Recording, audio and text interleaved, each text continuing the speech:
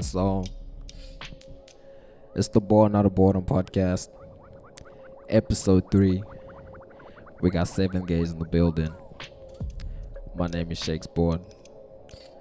We got Decaf. Shout out to Luke. We out here. Yo, what's happening?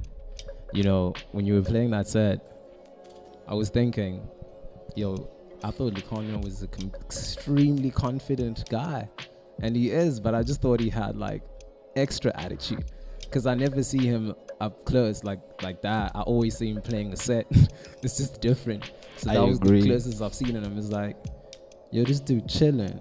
He's super chilling. But how you doing, man? Give him the mic. How you doing? I'm good. I'm cool. Thanks for having me, by the way. Don't worry about it, man. Welcome to the show. It's the third episode of the Born Out of Boredom podcast. Yo, we know you as Likona. Yes. A lot of people know you as 7thGAZE. Yeah.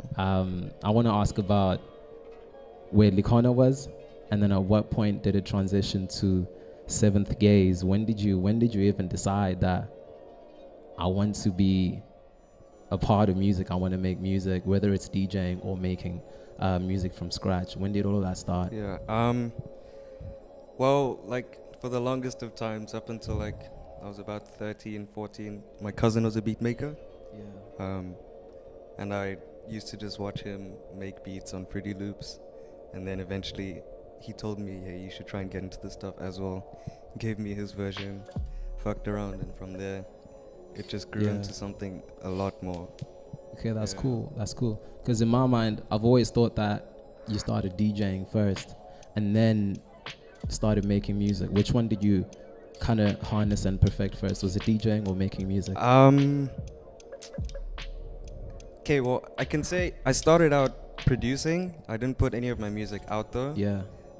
So I was just DJing at the time also. Yeah. And then I think round about when I was 15, 16, I decided, now it's time to start pushing music. And then from then, I focused all of my energies there. So I can say production, I think from the start's been the one that I've like, held close to me. Yeah. And I can imagine it also fulfills you in a different way. Yeah. If you playing something, whether it's a set that consists of other music from other producers. Yeah. It differs from the fulfillment that you get from making your own track. Yeah, but it's a different type of fulfillment. I mean, I still get the same satisfaction playing some of my favorite tracks. I mean, dude, it's about like I can see like why I enjoy like the music that I listen to, because then I can bring that into my own music, you know. That's dope. Because it's like if you make the garment yourself and then add some shit on it, it's probably a lot different than getting it like halfway through production and then adding the prints on there. So that's very, very interesting. Yeah. I probably the first time I heard of you was 2016.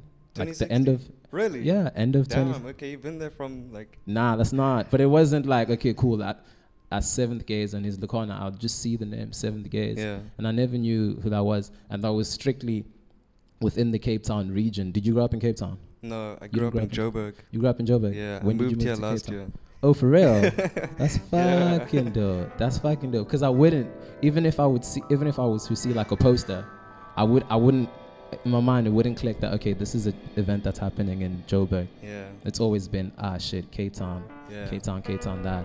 But that's dope. What are the differences that you've spotted from the Joburg narrative in terms of how they make music and how they distribute it and how people receive it and the end process of all of that, as opposed to the narrative of music in Cape Town?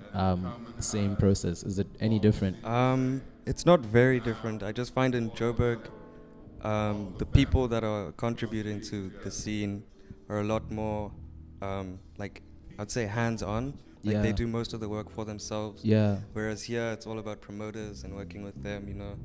Yeah. And people to book you, whereas in Joburg, throw your own shit, bro.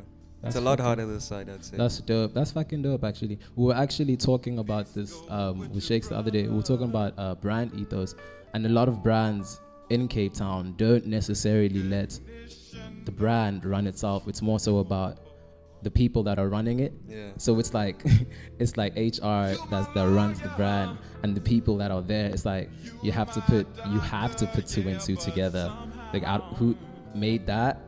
Whose brand is this? You have to put it together with the brand itself and the people and everybody that's around it. That people are like less likely to fuck with it if they don't know the whole shit around it, which is pretty true when you mentioned the promoters and everything else. But that's fucking tight, man.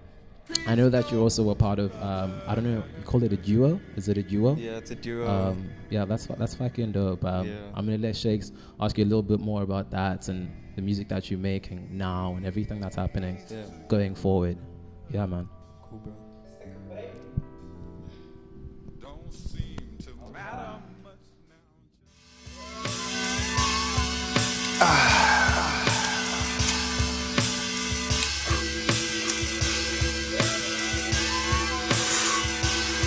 That's just how the fuck it is.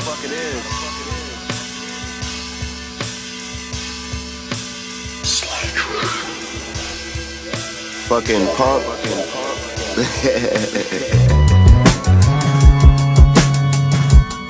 It's fucking bosses over here, man. Leave that shit to them little niggas. Real talk.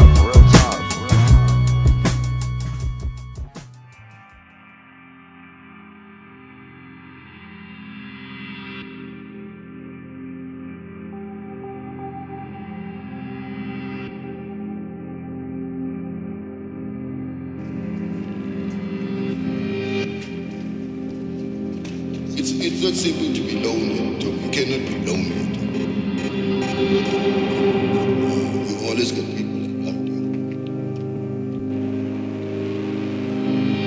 People share everything. People share views. People share food.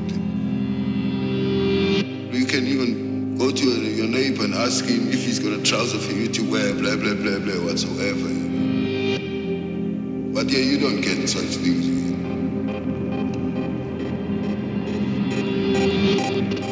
You cannot be lonely.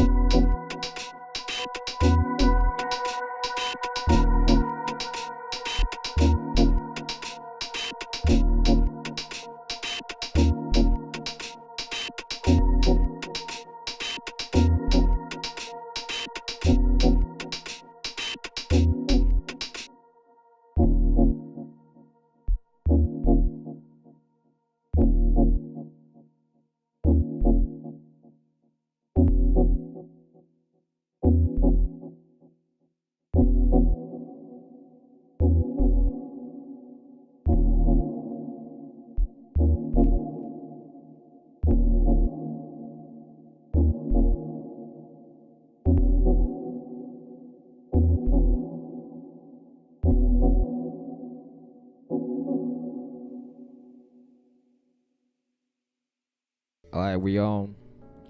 We got 7Gaze in the building. It's the Born Out of Boredom podcast, episode 3. Yo, my G, Decaf mentioned twice there. Yes. That's your production duo. Tell us more about that. It's a collaborative project between me and my homie Fernando. Yeah, yep. We linked up late 2016 when we dropped singles on the same label. Yeah. And then we just got in touch after that. We liked each other's sounds. Yeah. And then when I moved here, we met quite soon after that. And then we became really good friends. Shout out to Fernando, bro. Serious shout out to him. Yeah, yeah. And then he had studio sessions at Red Bull, I think, in September last year. And he invited me over for those. Yeah. And that's where we started writing most of the music coming out on the EP. 100. Yeah. And Red was actually the first track which we dropped, and it was the first track that we wrote together. So yeah, man, I'm super excited for the project. We've got So Fernando was like a lot of plans, bro. Fernando was like one of the first music producer homies you met in Cape Town, so to speak. Definitely. So First one I became really good friends with. yeah. So you guys met online first. Yeah. Okay, you mentioned you were signed to the same label. We or weren't signed. We just Released released it. to the same label. Where were you based at that time? I was still in boarding school in KZN. In KZN. Yeah. What was the label's name that you guys released music on? It was called I Suppose Yeah. It's Yeah. run by Vox Portent. He's based in Yeah. Pretoria. Yeah. Salute. Shout out to him. Shout out to the internet. Was it via Instagram DM or Twitter? It was on Twitter. So I would assume Twitter's probably your preferred social media platform when it comes to releasing and promoting your music. Yeah, that's literally all I use it for. Yeah, I've noticed. All right, sweet. So And Instagram stories. Yeah, stories are a good place. Yeah. I'm trying to revamp my Instagram profile because I look at it as the only thing. Why am I talking about my Instagram profile? Alright, so when did you move to Cape Town? Start of last year. Start of last year. Yeah. And your first show that you played or gig that you played, do you remember where it was? Yeah, it was at Fiction. I remember that. Yeah, yep. It was, I think it was the Drake Fest. The Drake Fest party. Yeah. What That was your first impression on that when you arrived in Cape Town and there was an event called the Drake Fest? I'd played one in Joburg, run by the same guy. Yeah? Which was cool. It's just I didn't stick to the rules. I didn't play Yeah. only Drake. I played whatever. Yeah. But he was cool with it because like everyone was vibing out. I remember one guy that came up to me and complained I Yeah. wasn't playing enough Drake. I don't even listen to Drake that much. Yeah, yeah. Bro, I've got like 3 Drake songs. I'll play Straight. those and then please be satisfied, dog. Fact. Nah, 100. Yeah. I've had a look at your Instagram profile. You're wearing a yellow beanie. you by the rocks and there's waters and shit. What project was that? Is that a film project you worked on? Yeah, With your that own was. So I dropped an album in July last You year. dropped an album in called July. called Last year. Abstractions. And essentially, 3 months, 4 months from when we Oh. dropped it, I started working on a short film with a friend from Yeah. school to sort of accompany the album Yeah. and visualize it. And then, shout out to Jeremy, bro. Alright. He filmed the Yeah. whole thing. My G, how old are you? 19. You dropped an album when you were 18. It's my second. But yeah, That's a very bold move, bro. you gotta put the work out there, bro. How many tracks is in the album? It's 8 tracks. 8 tracks. There's a bonus track on Bandcamp. Yeah. Yeah. Was that released under a label or Nah, self-release. solely independent? I haven't. Internet style. Jeez, bro. Nah, I feel you. And then I'm full aware that you study film. Yep. Do you do sound for film? Yeah, that's actually what I'm studying. I'm studying film scoring and Yeah. sound design. Sound design. How did you get an interest in that? So I've always obviously been a huge fan of film, Yeah. and coming from a music background, like solely music, I wanted to see how I could sort of bring that into film as well and learn sort of the nuances in film and film music and sound. And then obviously bring those techniques that I learned there into my own music as well. Tell me about your music background. My music background. You grew up into it. So, whole of primary school, I didn't do any music. I loved music. I listened to a lot of music, but I didn't play anything. And then I went to high school, picked up the guitar when I was 14. And I fell in love straight away. You didn't like literally pick it up. I mean, I got one. I asked my parents for a guitar. And then started doing lessons, trained like very intensively in classical guitar. And then joined the choir. Joined the Midlands Youth Choir, KZN Midlands Youth Choir also. Whole time I was producing, obviously. Never sang. School. So what were you doing in the choir? Just running background music? Nah, I was singing, bro. You're singing. That's dope. I was also in the choir. For different reasons. But I mean, you know what I'm saying? It's the right path. Okay, so high school, got the guitar, joined the choir, started producing low-key. And I took music as a subject also. You took music as a subject? Yeah. And how were you doing academically at this time? I was doing okay in music. And English. And maths lit. I was banging maths lit. Fuck, was that it? Yeah, that was it. Nothing else. And then from KZN, what made you decide you're gonna move to Cape Town? Was it solely for music? No. My parents studied here. I wanted to be far away from home. So those are my main two reasons. And then obviously to just push my music this side. 100%. Yeah. Damn, my G. I guess it's kind of working out because I think you've played at all the Born Out of Boredom parties. The first time I was introduced to you was by Raiz. You're very familiar with Raiz. Big man. He told me you used to play with... What's the girl's name? Naledi. Yeah. Shout out to Naledi. Yeah. How did you meet Raiz? So the corner store at probably around March last year. Yeah. They had a summer camp, it's like a youth program, I guess, where they basically invite a bunch of young creatives to just attend a bunch of workshops by people in the industry already. Yes, sir. And then, we all just met up there. Yeah. Were you DJing? What were you doing? I wasn't DJing. I was actually attending the DJing workshop. Yeah. And that's where we met everyone. Did he hear you play? Or he saw me play around on the controller they had there, but it wasn't anything crazy. Alright, cool. Cool. I've seen you post photos of you posted up at MoMA in New York. How many countries have you been to? You seem like you're well traveled. 6. Ha! Sweet. 6.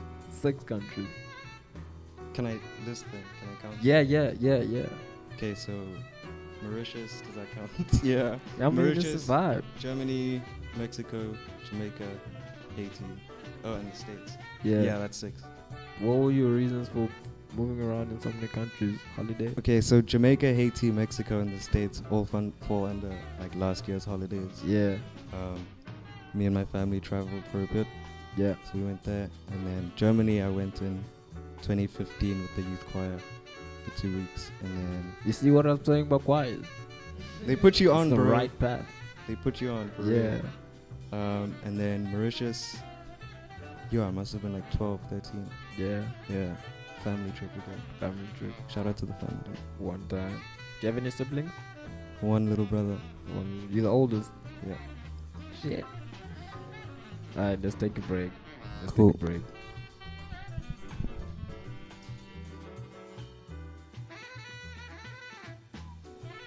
We on. We in the building. Still hanging out with 7th GAZE. You played a live set the beginning of the podcast. Is that mostly recent stuff, or is it a compilation of old and new?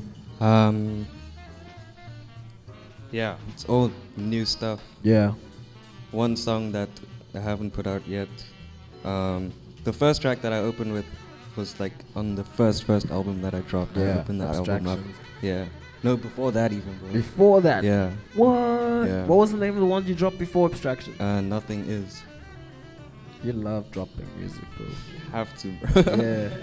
And what are you currently working on? Are you working on a project at the moment? I'm working on this live set, which Yeah. is gonna be a lot of new material, which might just end up being the next project. I don't know. I just want to focus on the live aspect for now first. Yeah. And then obviously the stuff with Fernando is my secondary focus right now, on top of this. And yeah, that's what I'm looking at the moment. Okay. Because I've dabbled around on Ableton, I know what you mean by you're working on this live set. But for somebody out that's watching this right now who has absolutely no idea what you're talking about, what goes into making a live set? What's that about? I mean, there's a lot of debate on what constitutes a live set. Yeah. For me, if it's your music, if you're controlling it live in a context where you can actually feel as if you're performing it, Yeah. bringing in things, like controlling everything. I've got control over like everything that I'm playing. I think that's a live set, bro. Yeah. You don't need huge bands or lots of equipment. It's just you're playing your own music in the moment. Yeah. That's a live set for me. Ambient shit. Not 100%. It's a shit, bro. How many tracks were playing during your live set?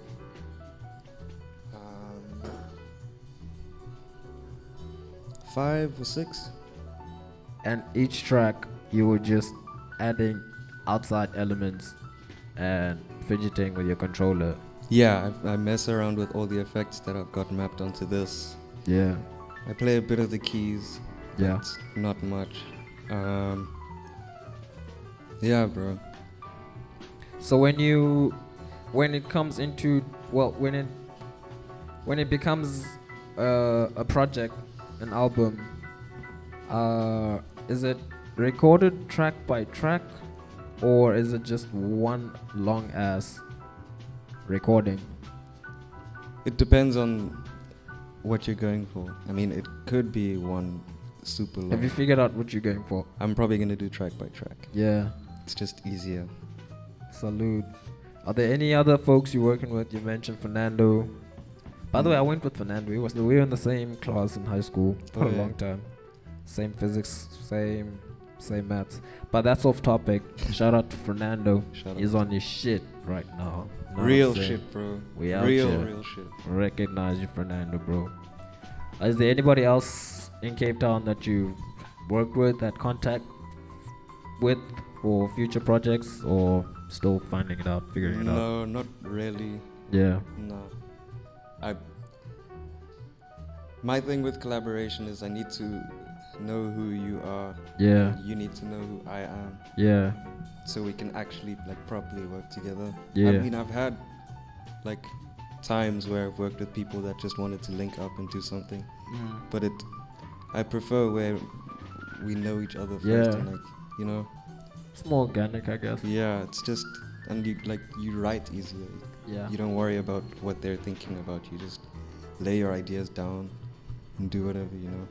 So, I guess you collaborate not because you trust their music, but you know them, and then you instinctively trust what they play based on exactly your relationship. Makes a lot of sense. Well, yeah, bro, I think we've shared quite a lot of things. I don't have much questions to ask you other than more power to you, bro. Thank you, man. Same I'm to a you. big fan of what you do. I'm probably gonna book you for my next party again. You know. But yeah, Decaf, you got any last words before we wrap up, G? Bro, you always do this. This dude never mentions the most important things to mention. Winter Circle on the 28th of March. Another pop-up at the end of the month. A private party. one of his private parties. But even than that, bro, just keep tagged. There's a new podcast coming out pretty soon. Lay out on that. Peep Seventh Gaze. Where can they get you, bro? On Instagram, Twitter. Yeah? Just type in Seventh Gaze. Now we'll just drop it over Tight there. shit, bro. That's what's up. It's gonna show up on the screen. One time. Afterworks. Take it easy, bro. We out.